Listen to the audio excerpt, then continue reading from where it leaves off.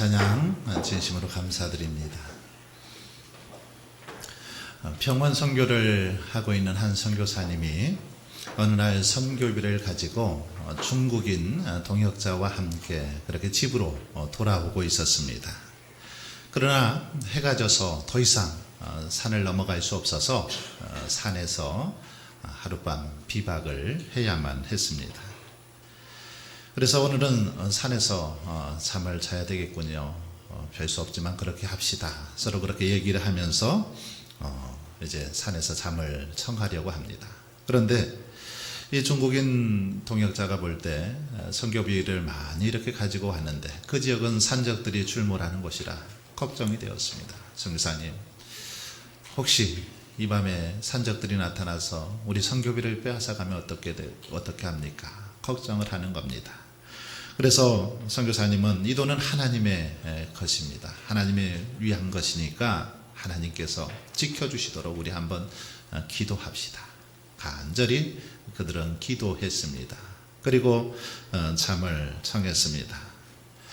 다음 날 그들은 무사히 그렇게 집으로 돌아가게 되었고 선교 사명을 감당할 수 있었습니다. 몇 개월이 지난 후에 어떤 이 산적 두목이 이렇게 선교사님이 운영하는 병원에서 치료를 받게 되었는데 치료를 받으면서 그가 그렇게 묻는 것입니다. 혹시 당신은 얼마 전에 돈을 가지고 산을 넘어간 적이 있지 않습니까? 그렇습니다만 예, 그런 적이 있습니다. 당신은 그때 호위병들과 함께 그렇게 산을 넘고 있었지요? 아니요. 저는 산을 넘기는 했습니다마는 호위병들은 없었습니다. 그렇게 대답을 했습니다. 그러자 아니, 제가 볼 때 분명히 호위병들이 당신을 지키고 있었습니다. 우리들이 돈을 빼앗으려고 그렇게 접근했더니 무려 호위병 27명이서 당신 주위를 다 그렇게 물새 틈 없이 지키고 있어서 빼앗을 수 없었습니다. 그렇게 이야기를 하는 겁니다. 선교사님이 어느 집회에 가서 산적과 나누었던 그 이야기를 성도들에게 했습니다. 그랬더니 집회에 참석했던 한 성도님이 선교사님에게 그렇게 말을 하는 겁니다. 선교사님, 그날 밤 저희들이 선교사님을 위해서 기도 집회를 했었습니다. 간절히 기도했었죠. 그런데 그날 가만 보니까 그 집회에 참석했던 숫자들이 정확하게 27명이었습니다. 이렇게 대답했습니다. 여러분, 27명의 간절한 중보 기도가 27명의 호위병으로 그렇게 하나님께서 세워주시더라는 겁니다. 27명이서 밤새도록 간절히 기도했더니 하나님께서 그렇게 천군 천사를 보내주셔서 호위하게 해주셨더라라는 이야기입니다. 중보기도, 이 중보기도는 다른 어떤 기도보다도 힘있고 능력이 있는 기도입니다. 하나님께서 그 기도를 통해서 많은 역사들을 이루어 가시는 걸 볼 수 있습니다. 예레미야는 14장에 보시면, 이 예레미야서 14장에 보면 유다에 임한 가뭄 재앙과 관련해서 세 차례에 걸쳐서 중보 기도를 올리고 있습니다. 하나님 앞에 간절히 이 재앙을 좀 멈추게 해달라고 기도하고 있습니다. 그런데 하나님께서는 모세와 사무엘이 기도한다고 해도 내가 들어주지 않겠다 그렇게 말씀하시며 거절합니다. 그러면서 선언하신 대로 심판이 임할 것을 말씀하시죠. 그러자 백성들은 예레미야를 핍박하기를 시작합니다. 이런 상황 속에서도 예레미야는 그런데 끝까지 포기하지 않습니다. 하나님께서 곧바로 응답해 주시지 않고 백성들은 자신을 향해서 핍박하지만 그는 여기서 포기하지 않습니다. 그리고 하나님 앞에 간절히 기도하고 있는데 바로 이것이 오늘 본문의 내용입니다. 이 사건은 이 시간은 예레미야의 기도라는 제목 가지고 함께 은혜를 나누고자 합니다. 우리가 매달 첫 주에 칼렌다에 있는 그 기도를 이렇게 설교를 하고 있는데 10월달 예레미야의 기도죠. 이 시간은 예레미야가 어떻게 하나님 앞에 기도했는지 또 무엇을 기도했는지 살펴보면서 은혜 나누고자 합니다. 예레미야는 먼저 이 예레미야의 기도를 통해서 먼저 우리가 배우게 되는 것은 기도가 무엇인지를 배울 수 있습니다. 여러분, 기도라는 건 무엇입니까? 예레미야와 하나님과의 지금 관계 속에서 하는 이 기도를 통해서 기도가 무엇인지를 깨달을 수 있습니다. 기도 무엇일까요? 기도란 우리의 모든 사정을 다 알고 계시는 그 하나님께 우리의 사정을, 우리의 소원을 아뢰는 것, 이게 바로 기도더라라는 사실을 깨달을 수 있습니다. 15절을 한번 보십시오. 여호와여 주께서 아시오니 원하건대 주는 날을 기억하시며, 그리고 마지막 부분에 아시옵소서. 여기 보시면 아시오니, 아시옵소서, 이런 단어가 반복되어 나오는 걸 볼 수 있습니다. 이 단어가 반복적으로 나오고 있는데, 이 아시오니라는 이 말은 주님께서 이미 예레미야 자신의 모든 처한 상황들, 형편들, 이것을 알고 계신다라는 것입니다. 그리고 뒤에 아시옵소서라는 말은 하나님께서 이미 알고 계시지만 다시 한번 확실히 자신을 알아달라고 그렇게 강력히 호소하고 있는 그런 단어입니다.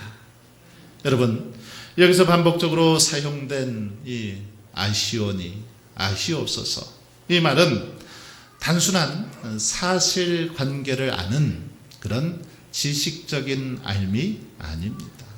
그냥 단순히 어떤 사실에 대해서 아는 것, 이 정도의 알미 아니라는 거죠. 이것은 쉽게 말하면 군인이 전쟁에 참전해서 전쟁의 위험, 전쟁의 그 고통, 아픔을 직접 몸소 경험한 것을 말합니다.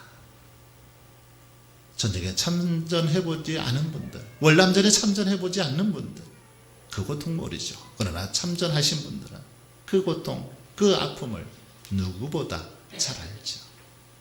부부가 서로 한 이불을 덮고 한 집에서 살면서 서로를 알아가는 것, 경험을 통해서, 체험을 통해서 알아가는 알을 말한다는 것입니다. 지식적인 알미 아니라 경험을 통해서, 삶을 통해서 알아가는 알미라는 거죠.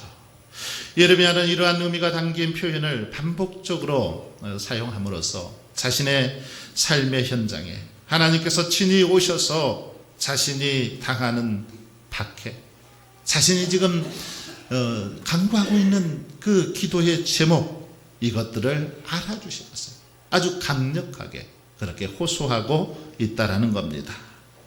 그리고 이런 강력한 호소는 주께서라는 그 2인칭 단수 대명사를 통해서 다시 한번 강조하고 있습니다. 원래 히브리어 문장에서 주격인칭 대명사 보통은 생략이 됩니다. 잘 안 쓰는 표현이죠. 하지만 여기서는 다른 사람은 몰라도 주님만은 반드시 아십니다. 다른 사람은 몰라도 우리 주님만은 반드시 아시고 기억하시고 돌보시고 우리를 회복시켜 주시는 분입니다. 이 사실을 강조하기 위해서 생략하지 않습니다. 그리고 주께서라는 이 단어를 통해서 우리 주님이, 우리 하나님이 그런 분임을 강조하고 있는 걸 볼 수 있습니다. 여러분, 그러면 예레미야는 지금 하나님께서 무엇을 하신다라고 그렇게 고백하고 있습니까? 바로 자기 자신에 대한 모든 것을 다 아신다라고 그렇게 고백합니다. 자신이 지금 처한 상황, 자신의 심적인 상태, 자신의 모든 그 상태를 다 알고 계신다라는 겁니다. 자신의 성품을 아시고, 자신의 충성을 아시고, 자신의 외로움과 고통을 알고 계신다라는 말씀입니다. 하나님을 위한 사심없는 자신의 모든 수고를 하나님께서 아신다라는 그런 고백입니다. 예레미야는 이처럼 자신을 누구보다 잘 알고 계시는 하나님 앞에 간절히 기도하고 있습니다. 뭐라고 기도하고 있습니까? 첫 번째로 예레미야는 기도하면서 자기를 기억하시며 돌보시사 자기를 박해하는 자들에게 보복해 달라고 그렇게 기도하고 있습니다. 자기를 기억하고 돌보시사 자신을 박해하는 자들 그들에게 보복해 주십시오. 이렇게 기도하고 있다라는 겁니다. 15절 말씀 제가 한번 읽어보겠습니다. 여호와여 주께서 아시오니 원하건대 주는 나를 기억하시며 돌보시사 나를 박해하는 자에게 보복하시고 나를 박해하는 자들 나를 핍박하는 자들에게 보복해 주옵소서. 그렇게 지금 기도하고 있다라는 겁니다. 예레미야는 자기가 마치 하나님께 잊혀진 듯한 그런 느낌이 들어서 하나님께 기억하되 먼저 자기를 기억해주고 돌보아 달라고 그렇게 말합니다. 그리고 자기를 괴롭게 하는 자들 온갖 악행을 저지르는 자들 그들에게 보복해 달라고 그렇게 기도하고 있습니다. 여러분 자기를 박해하는 자에게 보복하여 달라는 예레미야의 간구 이 간구는 참 뜻밖입니다. 참 뜻밖이죠. 왜냐하면 예레미야의 많은 기도가 나오지만 이런 기도는 처음이기 때문입니다. 이렇게 자기를 박해하는 자들에게 보복하여 줄 것을 간구한 거 찾아보기 어렵습니다. 그런데 오늘 말씀에 이렇게 지금 기도하고 있다라는 겁니다. 예레미야는 비록 고향 아나도 사람들에 의해서 살해의 위험을 당하기도 했습니다. 그리고 악한 자들을 그때마다 심판하여 줄 것을 간구한 일이 있기도 합니다. 하지만 이렇게 보복해 달라고 기도한 것은 처음이라는 거죠. 직접적으로 자기를 박해하는 자들에게 보복하여 주실 걸 간구한 것. 오늘 본문이 처음입니다. 그는 어쩌면 이전까지는 자신을 핍박하던 자들, 자신을 향해서 비난하는 자들을 향해서 이런 기도를 드리기보다는 오히려 그들을 용서해 주고 그들을 구원해 달라고 기도했던 자입니다. 그런데 기도의 내용이 이렇게 바뀌었습니다. 여러분 유다 사람들 얼마나 예레미야를 많이 핍박했습니까? 그는 유다 백성들로부터 지속적인 미움과 핍박을 받았습니다. 오죽했으면 오늘 본문 앞절인 10절에서 그렇게 말하고 있습니다. 내게 재앙이로다. 나의 어머니여 어머니께서 나를 온 세계에 다투는 자와 싸우는 자를 만날 자로 낳으셨도다. 내가 구워주지도 아니하였고 사람이 내게 구이지도 아니하였건만은 다 나를 저주하는도다. 이렇게 탄식했다라는 겁니다. 얼마나 자신을 많은 사람들이 핍박했으면 이렇게 탄식하고 있겠습니까? 하지만 그럼에도 불구하고 그는 자기를 핍박하는 유다 백성들을 원망하지 않았습니다. 앞에서 볼 수 있는 것처럼 자기를 핍박했던 그들을 향해서 세 차례나 간절하게 중보의 기도를 드렸습니다. 이런 내용들을 볼 때 동족인 유다 백성들을 인하여 이렇게 중보의 기도를 올려드렸던 그가, 중보 기도를 했던 그가 자신을 박해한다고 그들을 보복해 달라, 이런 기도 참 뜻밖이라는 겁니다. 이해하기가 어렵습니다. 이것은 예레미야의 태도가 모순처럼 보이기도 하는 그런 모습을 우리에게 보여주고 있습니다. 예레미야가 계속되는 핍박에 지쳐서 더 이상 견디지 못하고 이제 마침내 끝이 폭발해서 이렇게 기도하는 건 아닌가 하는 생각도 해보게 됩니다. 그러나 여러분 사실은 그렇지 않습니다. 그렇지 않습니다. 여기서 예레미야가 보복을 간구한 것, 이것은 자세히 보면 자기를 위해서 한 것이 아닙니다. 하나님을 위해서 드린 기도라는 것입니다. 여러분, 예레미야는 하나님의 종이요 사자이지요. 하나님께서 이렇게 기름 부어 세운 사람입니다. 그렇기 때문에 예레미야에게 박해를 가하고 예레미야를 핍박하고 비난하고 조롱하는 것, 곧 누구를 향한 것일까요? 바로 예레미야를 세워주신 하나님을 향한 것입니다. 바로 이런 이유 때문에 예레미야는 자신을 위해서가 아니라 하나님 영광을 위해서라도 그렇게 보복해달라고 기도하고 있다는 것입니다. 그러므로 예레미야의 보복을 위한 기도, 이것은 사적인 측면에서, 개인적인 측면에서 어떤 자신의 안위를 위해서 드리는 기도가 아니라는 것입니다. 바로 하나님의 공의를 위한 관점에서 하나님의 영광을 드러내기 위해서 드리고 있는 바로 기도가 예레미야의 기도라는 것입니다. 즉 자기를 박해하는 자들이 그대로 방치될 경우에 하나님의 공의가 이 땅에 그냥 곤두박질 칠 것을 알았기 때문에 하나님의 공의를 위해서, 하나님의 영광을 위해서 이렇게 기도하고 있다는 겁니다. 그러므로 예레미야가 박해하는 자들에게 보복을 해달라는 기도, 이것은 개인적인 보복을 위한 기도가 아닙니다. 개인적으로 어떤 사람이 내게 이런 나쁜 짓을 했으니까 저 사람을 좀 혼내주십시오, 저 원수를 좀 갚아주십시오, 이런 기도가 아니라는 겁니다. 이 기도는 오직 하나님의 뜻, 하나님의 영광을 드러내기 위한 그런 기도라는 것입니다. 여러분, 그렇습니다. 저와 여러분의 기도도 개인적인 원한 관계를 풀어달라고 하는 그 기도보다는 그것에 앞서 하나님의 뜻, 하나님의 영광을 먼저 생각하고 드릴 수 있는 그런 기도자가 될 수 있길 바랍니다. 하나님의 뜻을 이루어 드리기 위한 기도를 드려야 된다는 겁니다. 예레미야는 이렇게 기도했습니다. 다윗의 기도 역시도 바로 이런 기도였습니다. 다윗은 하나님의 손에 모든 것을 맡기고 원수 갚는 것까지도 그냥 하나님의 손에 맡깁니다. 그리고 자신의 손으로는 보복하지 않습니다. 그럴 때 하나님께서는 진히 원수를 갚아주시고 또 자신의 대적을 치고해 주셨던 걸 볼 수 있습니다.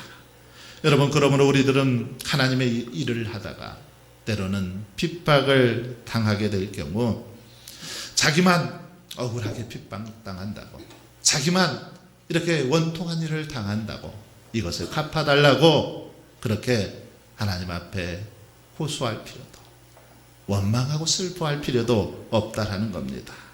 스스로 보복하려고 할 필요도 없다라는 것입니다. 왜 그렇습니까? 하나님께서는 자신을 위해서라도, 자신의 영광을 위해서라도 자기의 종들이 박해받는 것, 자기의 종들이 곤경에 빠져 있는 것 가만 보고만 계시지 않기 때문입니다. 그러므로 하나님께서 자기를 위하여 우리의 억울함과 원통한 일을 대신 갚아 주실 것을 우리는 믿고 이제는 그 하나님께 모든 것만 맡기면 될 줄 믿습니다. 바로 그럴 때 하나님께서 합력하여 선을 이루어 주실 줄 믿습니다. 두 번째는 예레미야는 주의 오래 참으심으로 말미암아 멸망하지 않게 해달라고 그렇게 기도하고 있습니다.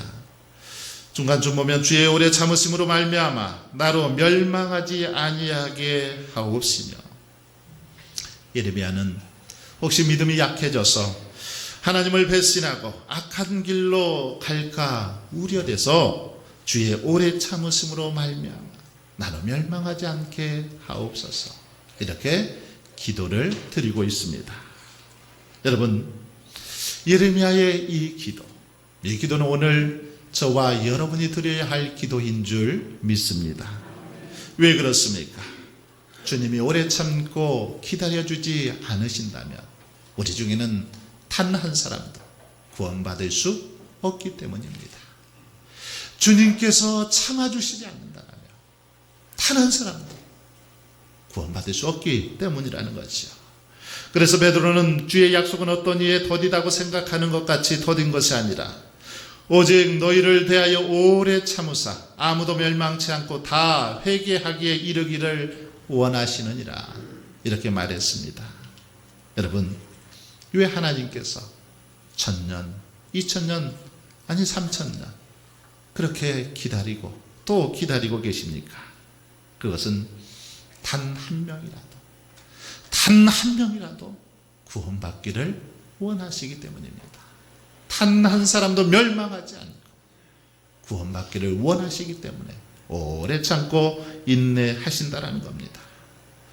만일 우리 주님이 우리가 예수 믿기 전에 재림하신다면 어떨까요? 우리는 구원받지 못했을 것입니다.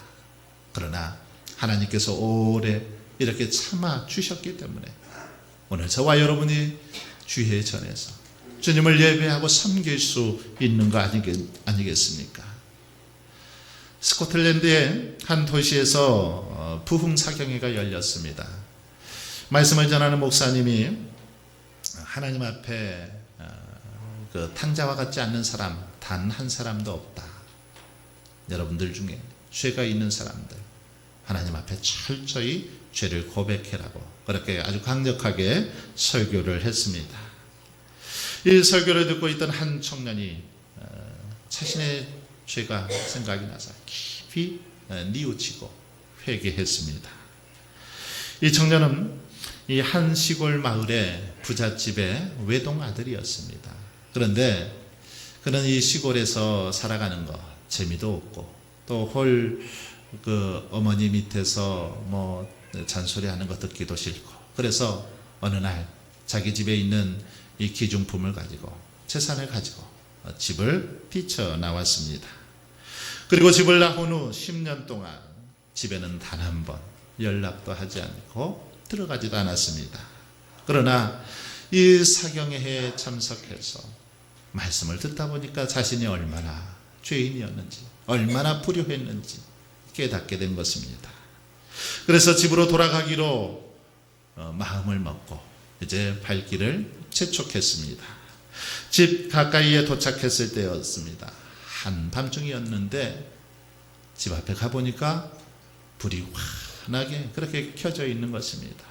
그리고 또 대문도 활짝 열려 있는 겁니다. 그런 집안에 무슨 일이 있는가 싶어서 어머니를 부르면서 그렇게 뛰어갔습니다. 그러자 늙은 어머니가 자식이 이렇게 걸어오는 것을 보면서 뛰어나와 반갑게 맞아 주었습니다. 청년은 어머니에게 왜 이렇게 밤이 늦었는데 불을 켜놓고 문도 활짝 열어놓고 있느냐라고 물었습니다. 그러자 어머니는 아들의 손을 잡고서 이렇게 말씀합니다. 내가 집을 나간 후로 한 번도 나는 대문을 닫은 적이 없단다. 또한 등불도 매일 켜놓았단다. 아들이 언제라도 돌아올 수 있도록 이렇게 어머니는 불을 켜놓고 대문을 열어놓고 기다리고 계셨던 것입니다.